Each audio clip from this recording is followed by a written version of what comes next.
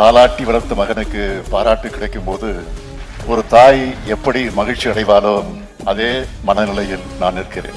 ஏன்னா என் நண்பன் பெற்றெடுத்த மகேஷ் அந்த உணர்வை எனக்கு ஏற்படுத்தி தந்திருக்கிறார். பள்ளி கல்வித்துறையோட பொற்காலமா நம்ம திராவிட மாடலை மாற்றி இருக்கிறார் தம்பி அன்பில் மகேஷ் பொய்யாமொழி அவர்கள். இந்த சாதனைகளை எடுத்து சொல்றதோடு மட்டும் இல்லாம ஒன்றிய பாஜக அரசால தமிழ்நாடு எதிர்கொண்டிருக்கக்கூடிய நெருக்கடிகளையும் நம்ம அரசியல் ரீதியா அவங்க பழி வாங்கிட்டு இருக்கிறத எடுத்து சொல்லக்கூடிய வகையில துணிச்சலோடு இந்த புத்தகத்தை எழுதியிருக்கிறார். ஆளுங்கட்சியோ அல்ல எதிர்கட்சி வரிசையோ என்றைக்கும் கொள்கையை விட்டு தர மாட்டோம்.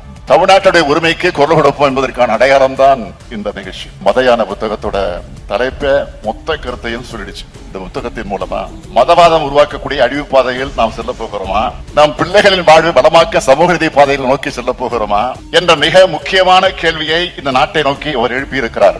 எல்லோரும் படிக்கணும்னு சொன்னா அது நம்ம திராவிட மாடல், இன்னார் மட்டும் தான் படிக்கணும்னு சொன்னா அது பாஜகவோட காவி மாடல். இதுதான் 2000 ஆண்டுகளா இந்த சமூகத்துல நடந்துட்டு இருக்கக்கூடிய போர். கல்வி தடைபோடும் ஒன்றிய கல்விக் கொள்கைக்கு எதிராக நம்ம திராவிட மாடல் அரசு போர்வாலை சுழற்றிட்டு இருக்கு.